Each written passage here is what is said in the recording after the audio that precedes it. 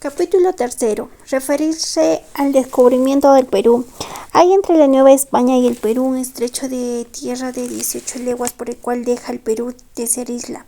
lo cual la solicitud humana y codicia española surcando mares fue descubierto hasta encontrar con el dilatadísimo reino del Perú, habiendo primero hallado el mar del sur Vasco Núñez de Balboa el año de 1513.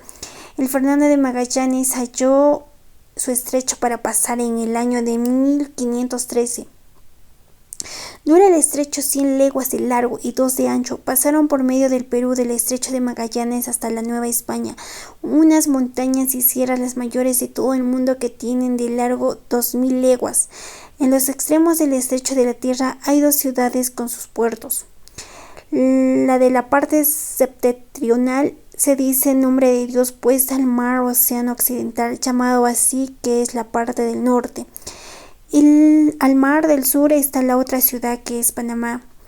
Después que celebraron aquel memorable triunfo entre Francisco Pizarro, el presbítero Hernando de Luque y Diego Almagro, y aspiraron al descubrimiento de nuevas tierras, partieron con los soldados que pudieron recoger en demanda de ellos. Y después de muchos trabajos que pasaron en aquellas navegaciones, experimentaron otras mayores en Gorgona, las cuales refieren los cronistas que han escrito del Perú. Y como viesen los soldados la constancia de Pizarro de pasar adelante, trataron de desampararlo y volverse, haciéndoles intolerable la variedad de trabajos que pasaban cada día, pusiéndolos en efecto con grande sentimiento de Pizarro, sin ser bastantes las persuasiones que les hizo. Quedó con 13 compañeros, con los cuales continuó su descubrimiento hasta llegar a Tumbes, que era la puerta del Perú. El indio que gobernaba aquella provincia, admirado de ver a aquellos hombres nuevos, los recibió de paz. Después que cauteloso envió a Pizarro un mensajero para que le enviase algunos de los mensajeros,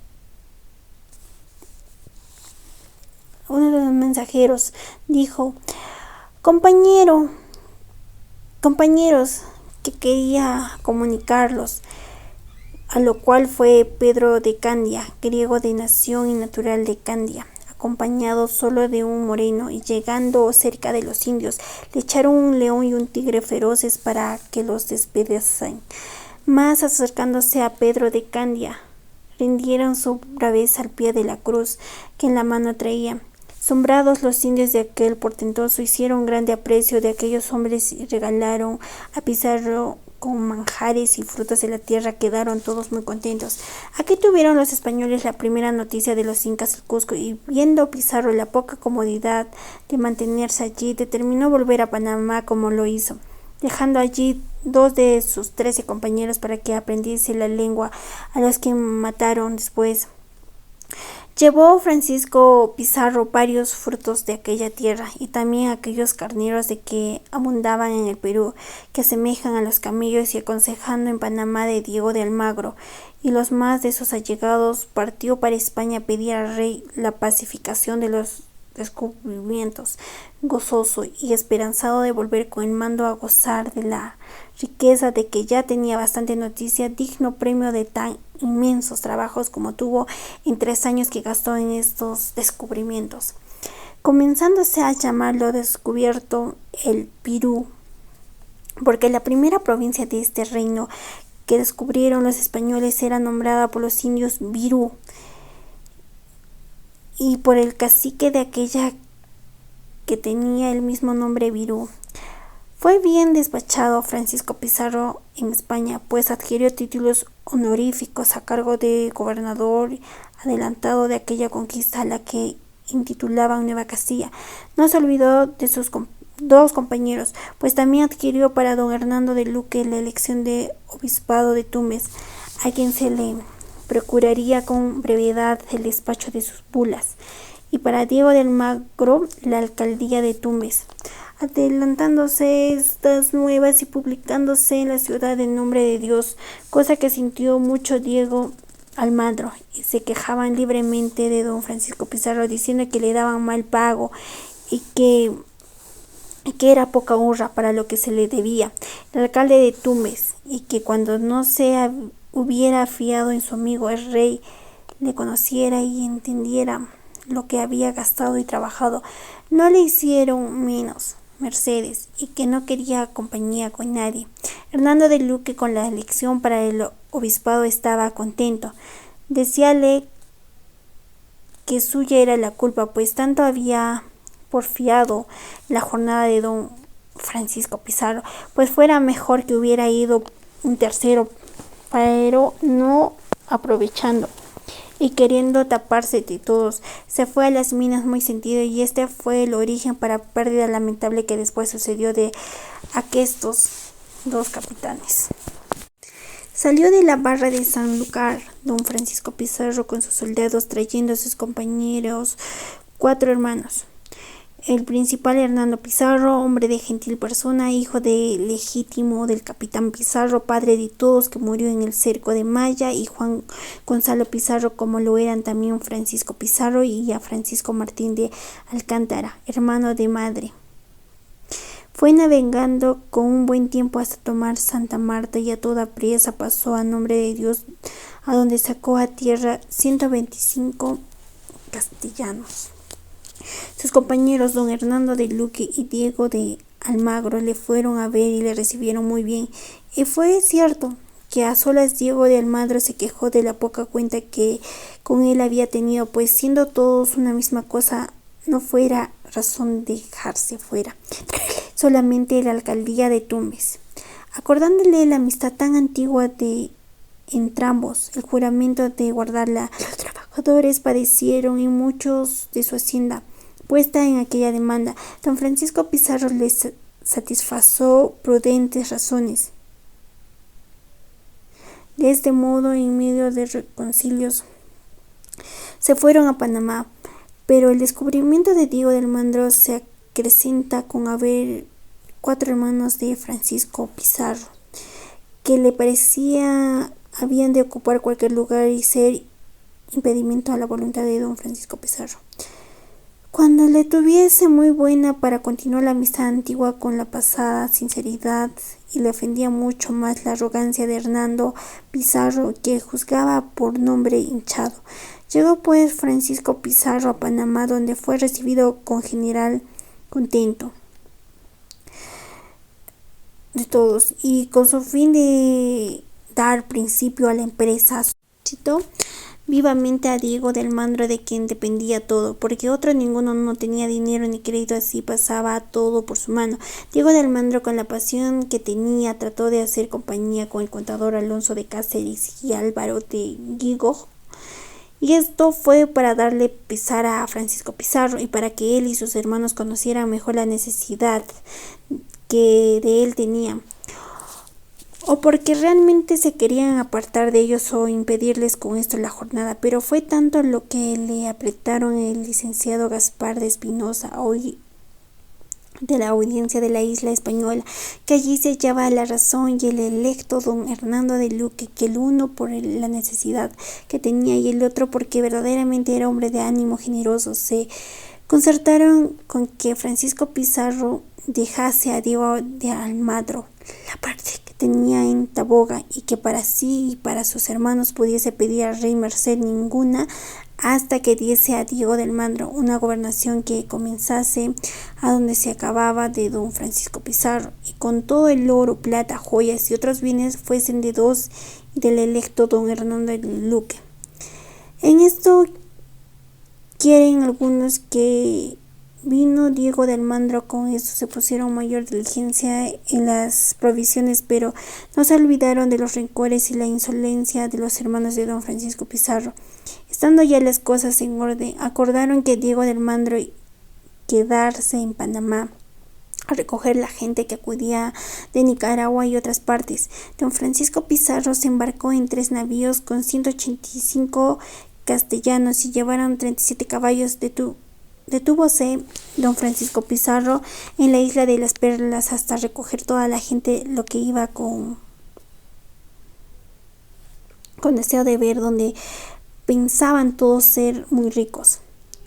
Al cabo de 5 días de navegación vieron tierra y tomaron puerto y conocieron que era la bahía que llamaban San Mateo. Ya habiendo caminado más dentro con mucho trabajo, una mañana dieron en pueblo nombrado Cuaque,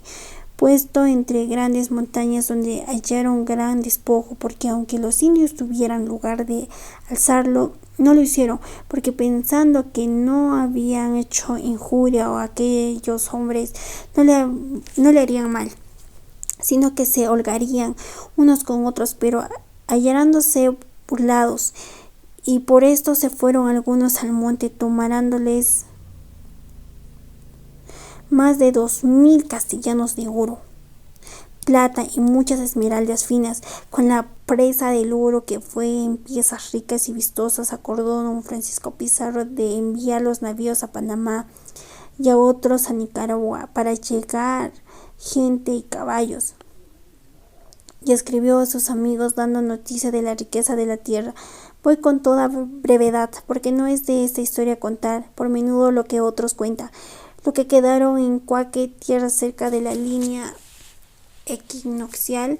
padecieron muchos de 7 meses que aguardaba. ¿Por qué? Aconteció acostarse sanos y levantarse hinchados, y algunos amanecieron muertos, otros con los miembros encogidos,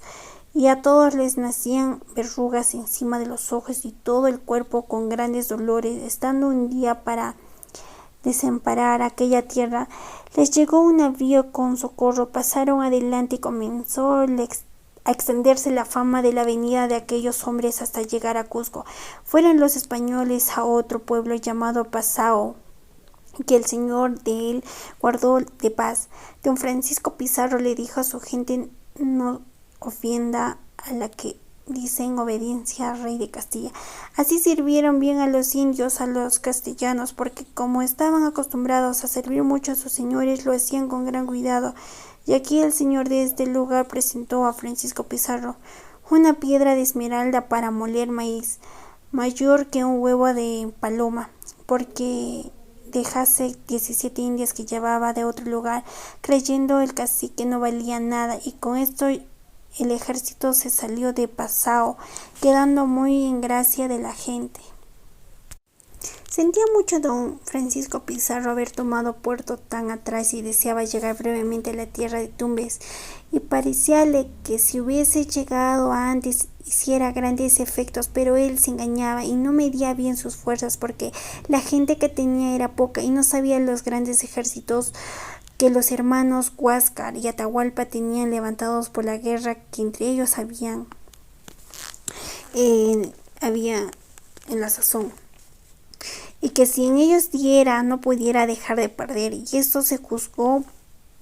que fue por divina misericordia, pues no pudo tener mejor ocasión para la discordia que entonces había en la tierra. Despedido de Pasao, llegó a la bahía de los Caraques, y subiendo a la tierra arriba,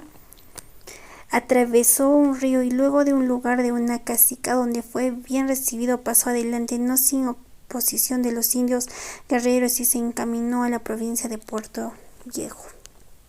El rey Atahualpa, que en este tiempo había tomado la borla, que era la insignia del rey, era avisado de los progresos de los españoles, y aunque le dieron algún cuidado y quisiera enviar algún capitán que les echase de la tierra, andaba su hermano Huáscar tan poderoso que lo dejó como lo que menos importaba por el poco número de españoles, y hallándose Francisco Pizarro frontero de la isla de la Puna, pasó allá contra la voluntad de sus soldados, que andaban descontentados por no haber hallado las montañas de oro y cerros de plata. Tuvieron con los de la isla varios encuentros y fueron vencidos los indios, quedando preso su general Tomada. Y como se encaminasen con prosperidad los sucesos de don Francisco Pizarro, pasó a Tumbes, y a la entrada mataron los tumbesinos 3 castellanos. Con terribles tormentos pelearon estos Hernando Pizarro y huyeron, dejando a los castellanos libre la entrada. Despachó Pizarro a Hernando de Soto a recoger la tierra con 60 caballos y alzó rodelerlos, y anduvo hasta lo que llamaban Cajas. Vio grandes edificios, muchas manadas de aquellas que llaman ovejas y carneros, hallarándose tejos de oro fino que alegró mucho a los soldados. La gente de la tierra se puso en arma contra los españoles. Llegaron a las manos, quedaron muchos muertos y algunos españoles heridos. Habiéndose retirado los indios, descubrieron los de Soto una parte de gran camino real que llamaban del Inca Huayna Cápac,